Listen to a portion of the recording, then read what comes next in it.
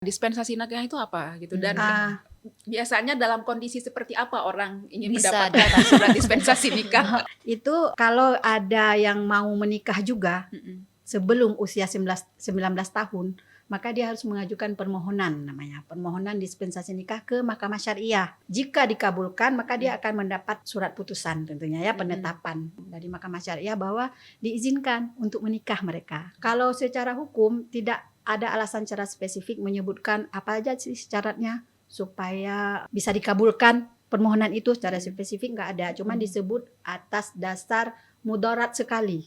Nah, sehingga penetapan izin itu bisa dikeluarkan.